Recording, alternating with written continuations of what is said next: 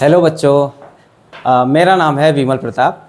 आज हम लोग पढ़ने वाले हैं एनिमल किंगडम। ठीक है, तो एनिमल किंगडम के बारे में हम लोग पढ़ने वाले हैं आज।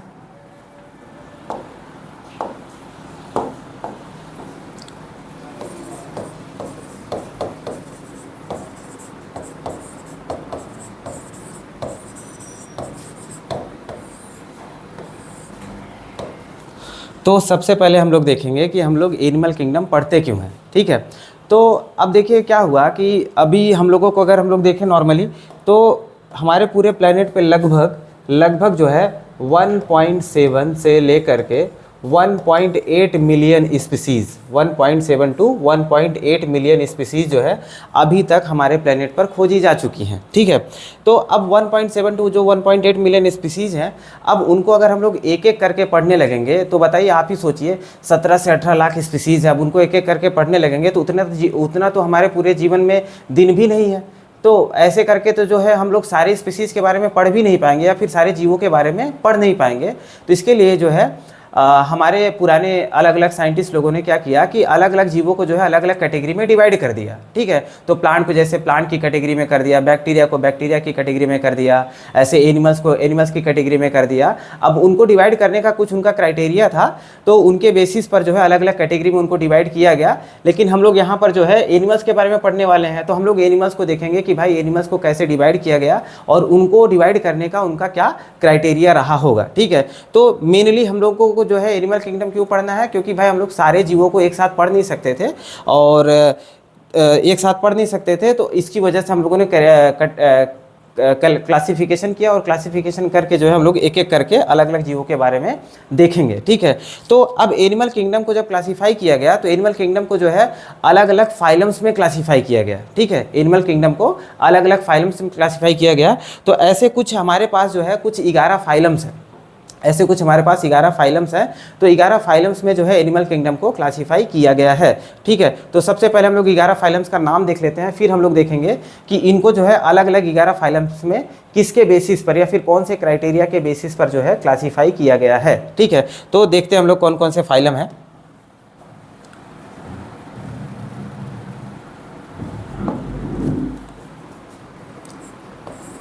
सबसे पहला फाइलम है हमारा फाइलम पोरीफेरा। दूसरा फाइलम है हमारा सेलेंट्रेटा।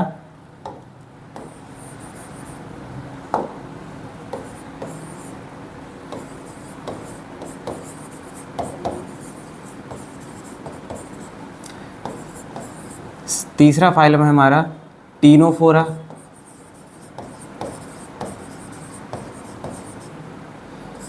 चौथा फाइलम है प्लैटीहेल्मिन्थेस।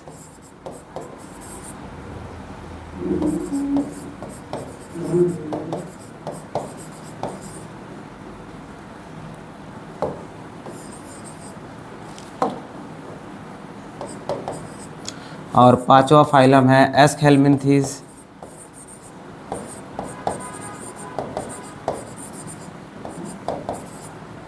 छठा फाइलम है एनालिडा।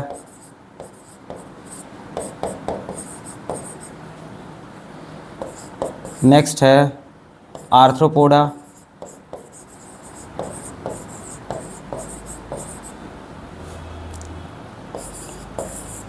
नेक्स्ट है मोलस्का।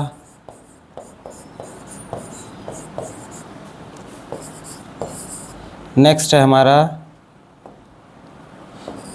इकाइनोडर्मेटा।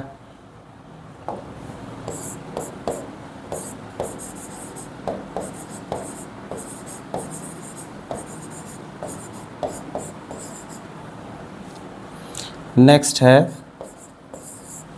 हेमिकॉर्डेटा।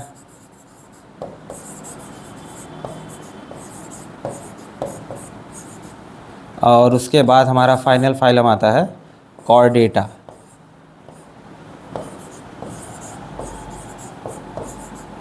ठीक है, तो ये जो है सारे फाइलम्स हमारे जो है यहाँ पर आ गए हैं।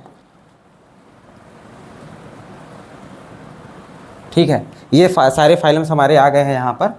फाइलम सबसे पहला फाइलम है पोरीफेरा, दूसरा है Coelenterata, Ctenophora, Platyhelminthes, Aschelminthes, Annelida, Arthropoda, Mollusca, Echinodermata and Hemichordata and Chordata. तो देखिए ये जो फाइलम्स का नाम मैंने लिखा है ये फाइलोजेनी के बेसिस पर लिखा हुआ है। फाइलोजेनी का मतलब क्या होता है? फाइलोजेनी का मतलब होता है इवोल्यूशन के बेसिस पर, मतलब ये लोग कैसे इवॉल्व हुए होंगे। तो सबसे पहले यहाँ पर जो है पृथ्वी पर हमारे पोरीफेरा इवॉल्व होकर के बने होंगे, फिर सेलेंटेटा, ऐसे ऐसे सो ऑन करके जो है लास्ट में हमारा आता है कॉर्डेटा।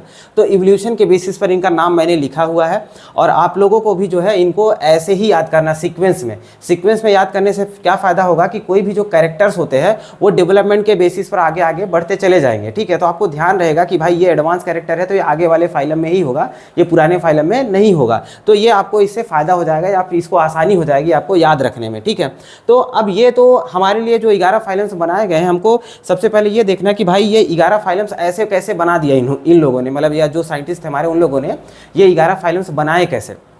तो इनको बनाने के लिए जो है कुछ बेसिक क्राइटेरियाज थे। ठीक है, कुछ बेसिक क्राइटेरियाज थे, उनके बेसिस पर जो है इन फाइलम्स को जो है बनाया गया है, या फिर जो कह सकते हैं आप लोग जो 11 फाइलम्स हैं उनको कुछ बेसिक क्राइटेरिया के बेसिस पर इनको क्लासीफाई करा गया। तो जो बेसिक क्राइटेरियाज हैं उनको हम लोग बोलते हैं बेसिस ऑफ क्लासिफिकेशन। जो बेसिक क्राइटेरियाज हैं उनको हम लोग बोलते हैं बेसिस ऑफ क्लासिफिकेशन। ठीक है, तो हमारी नेक्स्ट हेडिंग रहेगी basis of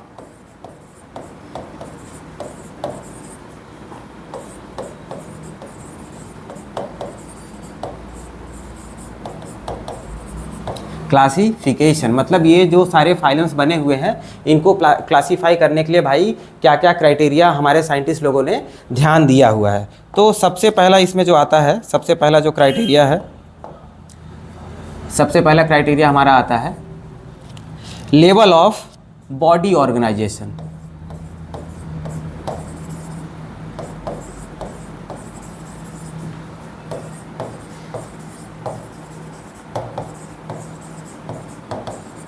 level of body organisation.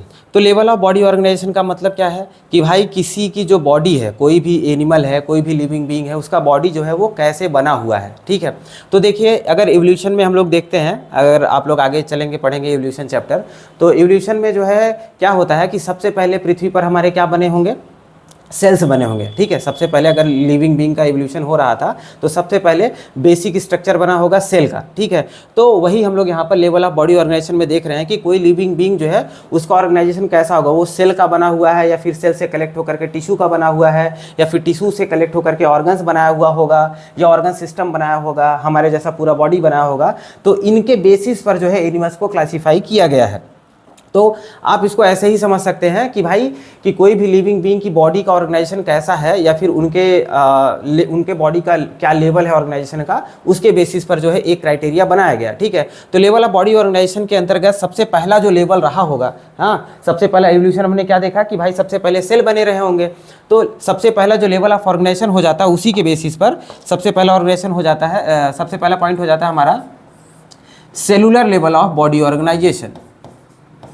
Cellular level of body organisation.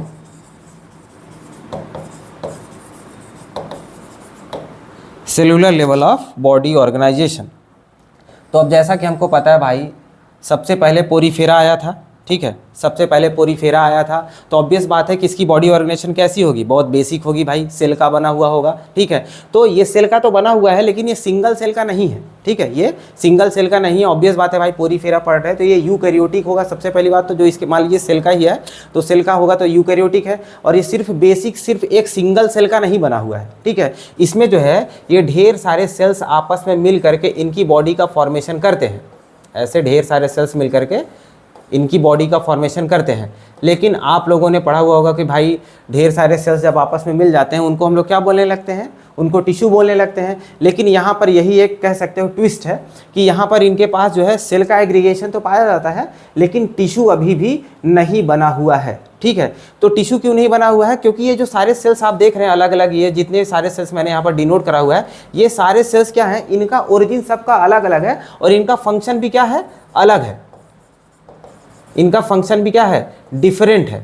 सभी सेल्स का फंक्शन डिफरेंट है, और अब कह सकते हो ओरिजिन भी सबका डिफरेंट है। जब भाई फंक्शन डिफरेंट है, ओरिजिन डिफरेंट है, तो उसके कलेक्शन को हम लोग टिश्यू बोल ही नहीं सकते। क्यों?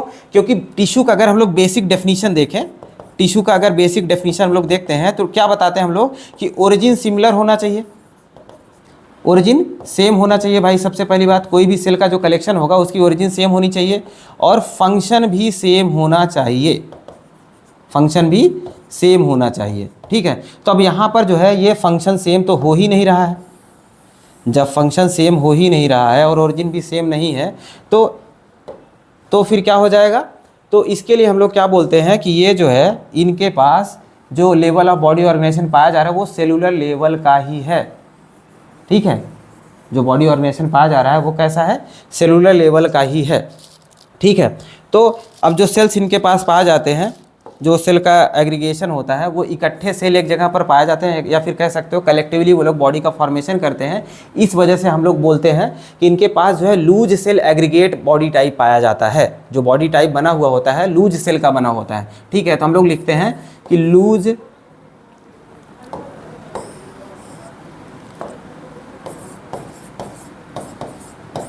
सेल एग्रीगेट होता है इनके पास में, लूज सेल एग्रीगेट प्रेजेंट होता है। नेक्स्ट हम लोग देखते हैं, तो लूज सेल एग्रीगेट तो पाया ही जाता है, उसके साथ साथ में जो है इनके पास डिवीजन ऑफ लेबर भी पाया जाता है। जैसा कि मैंने बताया कि इनके जो सेल्स होते हैं उनका सबका फंक्शन मतलब अलग अलग होता है। सारे सेल्स जो कलेक्ट करके इनकी बॉडी का फॉर्मेशन करते हैं उन सब सेल का फंक्शन अलग अलग होता है। ठीक है, तो इसकी वजह से हम लोग बोलते हैं कि इनके पास डिवीजन ऑफ लेबर भी पाया जाता है, division of labour, division of labour present होता है। ठीक है, और क्या बोल सकते हैं हम लोग कि इनके पास टिश्यू नहीं पाया जाएगा। ठीक है, क्या होगा? टिश्यू नहीं पाया जाएगा, ये ध्यान देना है। एग्रीगेट भले हैं लेकिन टिश्यू जो है इनके पास एब्सेंट होगा। ये साइन आप लोग समझिएगा, ये एब्सेंट का साइन होता है, ये प्रेजेंट का साइन होता है। ठीक है, तो लूज सेल एग्रीगेट है, डिवीजन ऑफ लेबर पाया जाता है, और टिश्यू जो होता है इनके पास एब्सेंट होता है। ठीक है, तो एग्जाम्पल देखते हैं। अगर हम लोग एग्जाम्पल देखें भाई, एग्जाम्पल में हमको बताते चलना है कि कौन से मेंबर होते हैं जिनके पास जो है cellular level of body organisation पाया जाता है। ठीक, तो एग्जाम्पल हम लोग देखें तो एग्जाम्पल जो होता है पोरीफेरा, जो पहला फाइलम बना था सबसे पहले, पोरीफेरा, या फिर इन्हीं को हम लोग जो है कॉमनली स्पंजेस भी बोल देते हैं। ठीक है, स्पंजेस भी बोलते हैं क्योंकि इनका बॉडी टाइप जो है स्पंज के जैसा होता है, गद्देदार होता है थोड़ा सा, तो इसी वजह से इनको कॉमनली हम लोग स्पंजेस भी बोल देते हैं। ठीक है, तो सबसे पहला जो बेसिस ऑफ क्लासिफिकेशन था वो क्या था? लेवल ऑफ बॉडी ऑर्गेनाइजेशन, और लेवल ऑफ बॉडी ऑर्गेनाइजेशन के अंदर भी सबसे पहला पॉइंट हम लोगों ने देखा cellular level of body organisation. ठीक है, सेलुलर लेवल में क्या था? लूज सेल एग्रीगेट पाया जाता है और डिवीजन ऑफ लेबर भी प्रेजेंट होता है। डिवीजन ऑफ लेबर का मतलब सिंपल सा है कि जो भी सेल का एग्रीगेशन है, ढेर सारे सेल्स जो भी मिल करके बॉडी बनाए हुए होंगे, इनकी बॉडी बनाए होंगे, सबका फंक्शन अलग अलग है। ठीक है, सबका फंक्शन कह सकते हो अलग अलग होगा, मतलब सब इंडिविजुअल बेसिस पर अपना अपना काम कर रहे होंगे। ठीक है, इसी वजह से बोलते हैं डिवीजन ऑफ लेबर इनके पास पाया जाता है। और टिश्यू क्यों नहीं है? क्योंकि भाई सब अपना अलग अलग काम कर रहे हैं, एक साथ मिलकर के कोई काम ही नहीं कर रहे हैं, तो इसी वजह से टिश्यू एब्सेंट हो जाएगा इनके पास। एग्जाम्पल पोरीफेरा, मतलब शुरुआती समय में जो जीव बना था पोरीफेरा, उसके पास ये वाला सिस्टम पाया जाएगा। ठीक है, तो नेक्स्ट हम लोग देखते हैं, नेक्स्ट क्या है भाई? नेक्स्ट जो है हम लोग देखेंगे आगे, सेलुलर के बाद आता है tissue level of body organisation. ठीक है, दूसरा बी पॉइंट लिखेंगे हम लोग, tissue level of body organisation.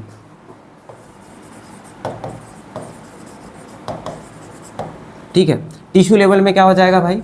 Tissue level में सिंपल सा भाई, ढेर सारे सिमिलर सेल्स। ठीक है, सिमिलर सेल्स मतलब सिमिलर सेल्स का कहने का मतलब यहाँ पर यह है कि जो सिमिलर फंक्शंस परफॉर्म करते होंगे, मतलब एक जैसा काम करते होंगे, ऐसे ग्रुप ऑफ सेल्स को हम लोग बोलते हैं टिश्यू। ठीक है, तो अब यहाँ पर जो है, यहाँ पर कुछ एनिमल्स को हम लोगों ने ऐसा ऑब्जर्व किया, फिर साइंटिस्ट लोगों ने ऐसा देखा कि भाई इनके पास जो है ग्रुप ऑफ सेल्स ऐसा पाया जाता है जिसको हम लोग टिश्यू बोल सकते हैं। ठीक है, तो इसकी वजह से इनके ऑर्गेनाइजेशन को जो हम लोग बोलते हैं tissue level of body organisation. ठीक है, तो इसमें लिखेंगे हम लोग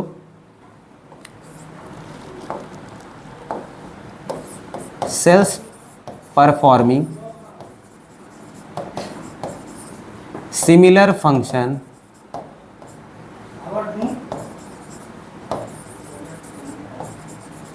cells performing similar functions are arranged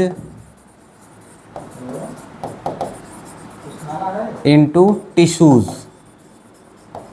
ठीक है, तो जो tissue level of body organisation जिन जीवों में पाया जाता है उनके पास क्या होता है कि जो सेल्स होते हैं जो सिमिलर फंक्शंस परफॉर्म करते हैं वो कलेक्ट होकर के टिश्यू बना लेते हैं, और यही टिश्यू क्या होता है, इनका पूरा बॉडी होता है। ठीक है, जैसे हम लोगों ने पीछे देखा था कि लूज सेल एग्रीगेट पाया जाता था, ऐसे सेल्स आपस में मिल करके पूरा कलेक्शन बना करके बॉडी बनाते थे। यहाँ पर सेल्स जो है आपस में कॉम्पैक्टली पैक्ड हो गए हैं और टिश्यू बना लिए हैं, और वही टिश्यू क्या हो जाता है, इनका पूरा बॉडी बन जाता है। ठीक है, मतलब वही टिश्यू ही जो है इनका जो है पूरा बॉडी का फॉर्मेशन करता है। इस वजह से इस ऑर्गेनाइजेशन को जो हम लोग बोलते हैं tissue level of body organisation. तो एग्जांपल देखें कि भाई किसमें जो है tissue level of body organisation पाया जाता है। तो tissue level of body organisation जो है ये आपका पाया जाता है सेलेंट्रेटा,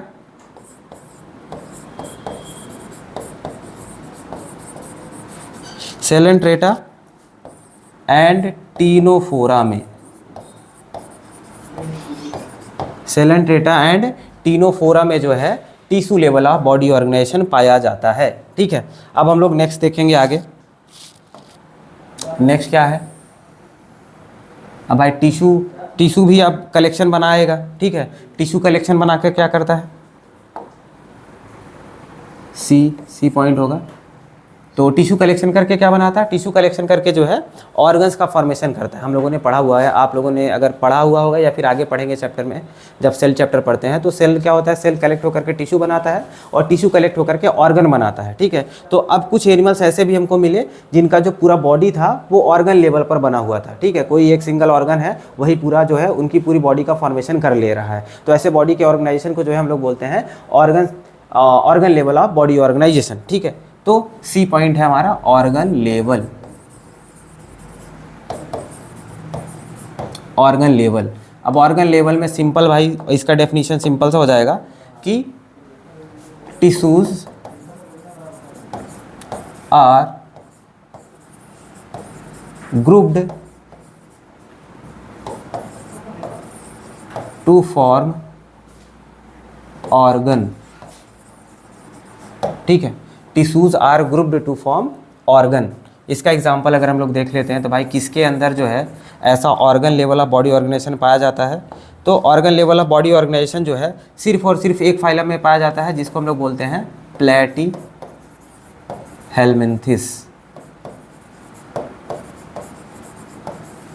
ठीक है, प्लैटीहेल्मिन्थिस, सिर्फ और सिर्फ इसी के पास जो है organ level of body organisation पाया जाता है। बस इसके पहले क्या था, टिश्यू था, टिश्यू में सेलेंट्रेटा और टीनोफोरा में पाया जाता था टिश्यू, लेकिन organ level of body organisation सिर्फ और सिर्फ प्लैटीहेल्मिन्थिस के पास पाया जाता है। ठीक है, आगे हम लोग देखते हैं लेवल ऑफ बॉडी ऑर्गेनाइजेशन में ही आगे नेक्स्ट जो है डी है। ये क्या है, ऑर्गन सिस्टम लेवल।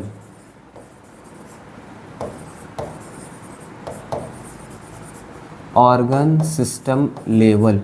ठीक है, अब पूरा मैं नहीं लिख रहा हूँ organ system level of body organisation. ठीक है, ऑर्गन सिस्टम ही सिर्फ मैं लिख रहा हूँ। तो ऑर्गन सिस्टम में क्या हो रहा है भाई, ऑर्गन सिस्टम में जो ऑर्गन्स होते हैं, ऑर्गन सिस्टम में जो ऑर्गन्स होते हैं वो आपस में मिल करके जो है ऑर्गन सिस्टम का फॉर्मेशन करते हैं। मतलब जैसे एग्जांपल के लिए अगर हम लोग समझे, ढेर सारे अलग अलग ऑर्गन्स मिल करके कोई एक पर्टिकुलर काम कर रहे होंगे तो उन्हीं को जो है हम लोग बोल देते हैं organ system level of body organisation. Example जो है हमारा, हम अपने एग्जांपल से समझ सकते हैं ह्यूमन फिजियोलॉजी से, जैसे हमारा डाइजेस्टिव सिस्टम में कौन कौन से ऑर्गन काम करते हैं। डाइजेस्टिव सिस्टम में सबसे पहले तो हमारा माउथ हो गया। माउथ क्या करता है, हम खाना खाने के लिए माउथ का इस्तेमाल करते हैं। ठीक है, और उसमें टीथ होता है, टंग होता है, वो क्या करता है, फूड को च्यू करने में, चबाने में मदद करता है। उसके बाद हमारा ईसोफेगस होता है, पहले बोल दें, उसके पहले फायरिंग्स होता है, फायरिंग्स फूड को निगलने में मदद करता है। और उसके बाद ईसोफेगस क्या करता है, फूड को ले जाने में मदद करता है। फूड ले जाएगा कहाँ पर, हमारे स्टमक में, फिर स्टमक में फूड का ब्रेकडाउन होगा, डाइजेशन होगा, फिर उसके बाद वहाँ से मान लीजिए जो भी डाइजेशन नहीं हो पाया रहेगा इंटेस्टाइन में जाएगा। इंटेस्टाइन में कहाँ पे, स्मॉल इंटेस्टाइन और लार्ज इंटेस्टाइन में। ठीक है, तब ये सारा ऑर्गन मिल करके क्या कर रहा है, एक काम कर रहा है, और वो काम क्या है, डाइजेशन का, ठीक है। डाइजेशन का काम ये सारे अलग अलग ऑर्गन्स मिल करके कर रहे हैं, तो यही सारे अलग अलग ऑर्गन के कलेक्शन को ही बोला जाता है ऑर्गन सिस्टम, ठीक है। तो हमारे पास क्या है, ऐसे एक ऑर्गन सिस्टम हो गया फूड के डाइजेशन के लिए, ऐसे ब्लड सर्कुलेशन के लिए, ऐसे ब्रीदिंग के लिए, ऐसे ही अलग अलग सिस्टम के लिए जो है हमारे बॉडी में अलग अलग ऑर्गन सिस्टम पाए जाते हैं, और यही पूरा ऑर्गन सिस्टम मिल करके क्या करता है, हमारी बॉडी का फॉर्मेशन करता है, ठीक है। तो ये ऑर्गन सिस्टम जो है ये कह सकते हो कि एक अल्टीमेट, ठीक है, एक फाइनल ऑर्गेनाइजेशन जो है होता है। तो इसके बारे में थोड़ा सा देख लेते हैं, इसमें हमको क्या लिखना होता है ऑर्गन सिस्टम लेवल में। इसमें जो है ऑर्गन्स फर्दर ऑर्गेनाइज्ड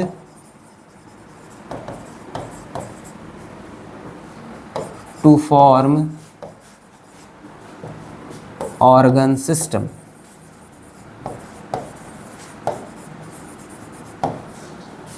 ठीक, इसका एग्जाम्पल भी देख लेते हैं हम लोग।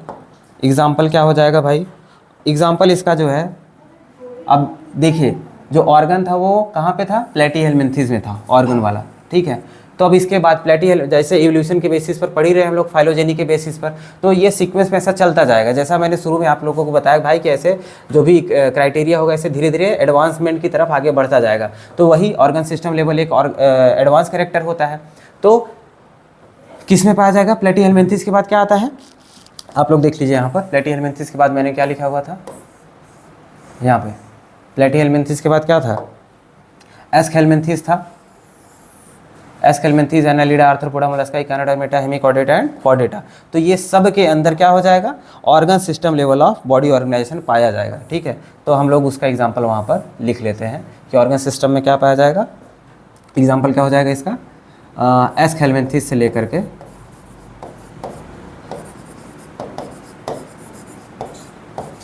एस्केल्मिन्थेस टू कॉर्डेटा,